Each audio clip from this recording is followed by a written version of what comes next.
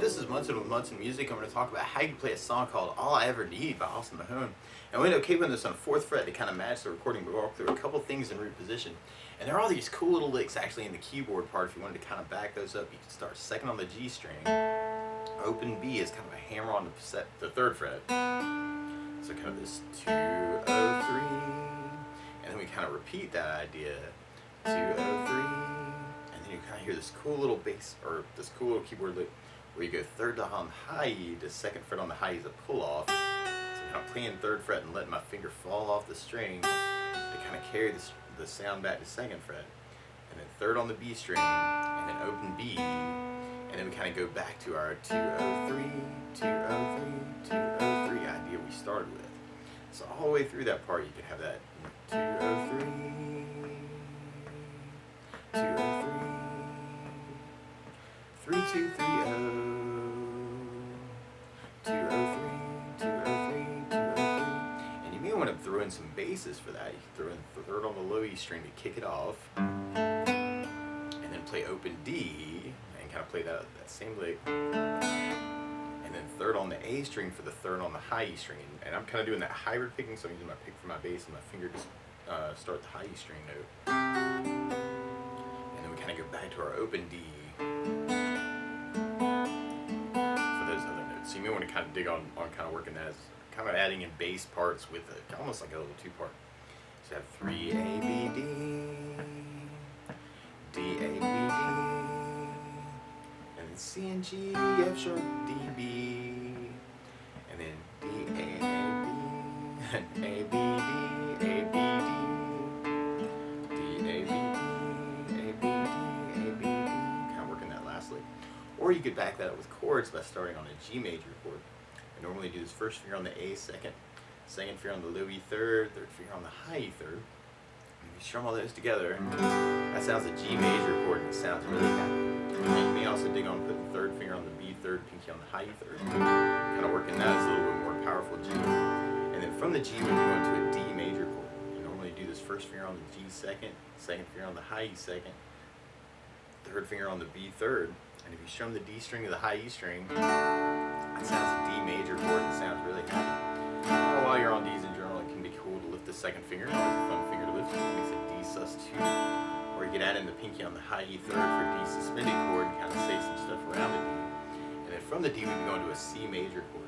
You normally do this 1st finger on the B 1st fret, 2nd finger on the D 2nd, 3rd finger on the A 3rd fret. And if you strum the A string to the high E string, the beautiful sounds of C major. You may also dig on lifting off the 1st finger, making that a C major 7. Or you can add in the pinky on the B 3rd for a C major 9, kind of say some stuff around the C. Or another way to play C major 9, you'll be doing 1st finger on the D 2nd, 2nd finger on the A 3rd, 3rd finger on the B 3rd, pinky on the high E 3rd. Kind of working that for the C major 9. And then from the C, we'd be going back to our D major. So you may kind of dig on that, and you may want to try just a down count idea, actually kind of 8 down on each chord. Kind of G, 2, 3. 5, 6, 7, 8, D, 2, 3, 4, 5, 6, 7, 8, C. I'm adding a little bit of right hand view just to make that a little sneaky. So you can kind of dig on that. Or you may dig on a strum pattern. And one of my favorite strum patterns for a 4/4 like this is down, down, up, down, up. So we did the G and just tried that a lot. Down, down, up.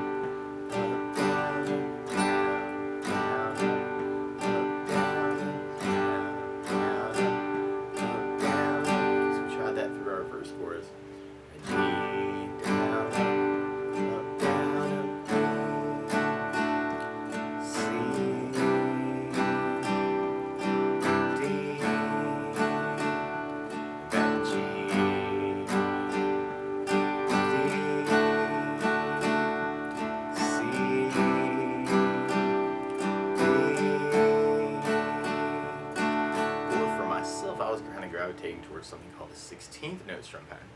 And what I mean by that is if you're tapping your foot of the beat, right now we're dividing our beat into 2 parts with our down, down, up, down, up. 1, 2, 1, 2, and that's called an 8th note. What a 16th note is where you divide that into 4 parts. 1, 2, 3, 4, 1, 2, 3, 4. And one of my favorite 16th note strum patterns is a long down, down, down, up, down, down, up, down, up. And what I mean by that is if you take the G and do it down for 4, 1, 2, 3, 4, 1, 2, 3, 4, 1, 2, 3, 4. That's what you'd be doing on the first beat. Then on the second beat, you do it down on 1, down on 3, up on 4. So we're going 1, 2, 3, 4, 1, 2, 3, 4, down, down, down. Then on the third beat, you do it up on 2, down on 3. So we're going 1, 2, 3, 4, 1, up, down, 1, up, down, 1, up, down. And then on the fourth beat, you go down and down right along with the 1, 2, 3, 4. Down, down, down, down, down, down. So all together, you get down, down, down, down, down, down, down, down, down, down. So try that through our main verse chorus. You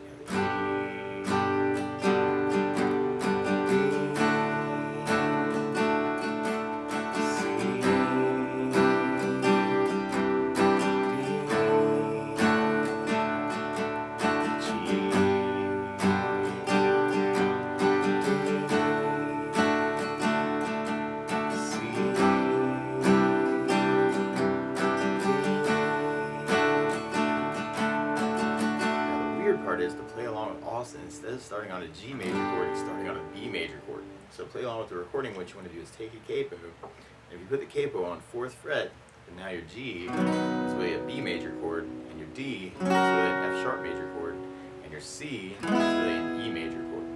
But take it from the very beginning. You may want to use those licks at the very beginning. Have that 3, 2, 0, 3, and then that 0, 2, 0, 3, 3 and 3, 2, 3, 0. 0, 2, 3, 2, 0, 3, 2, 0, 3. Might be a cool way to kind of kick it off.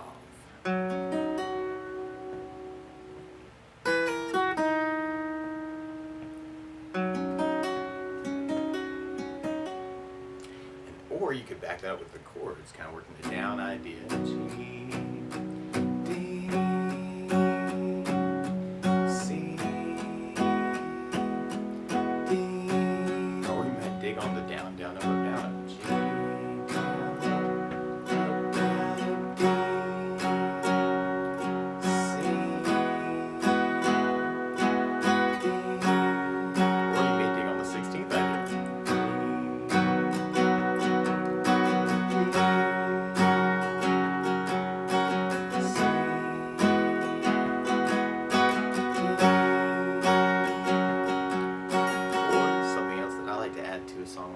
Is bass notes, and a lot of times on that first down, the down, down, up, down, up, you can throw a bass note in for the chord.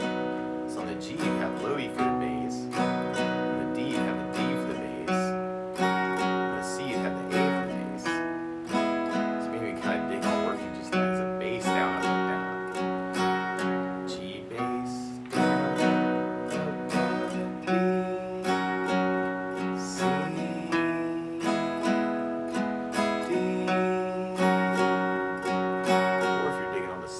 Idea, you could work it as a bass, down, down, up, down, down, up, down, or a bass, bass, down, down, up, down, down, up, down, or a bass, bass, down, down, up, bass, down, up, down. Could all be cool little variations. G,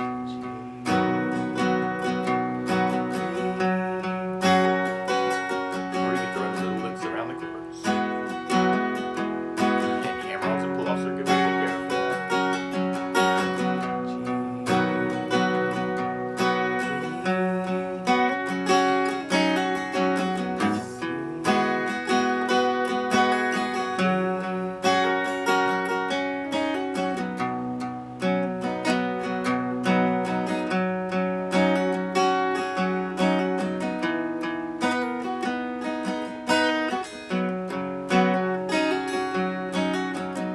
Trying to take those notes of the lick and kind of add them in. That gets kind of cool too.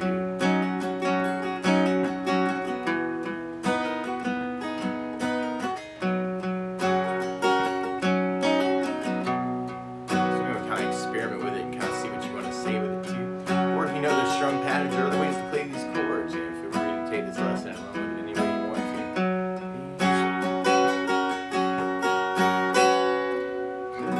But that's the basics of how you can strum through All I Ever Need by Austin Mahone. So good luck.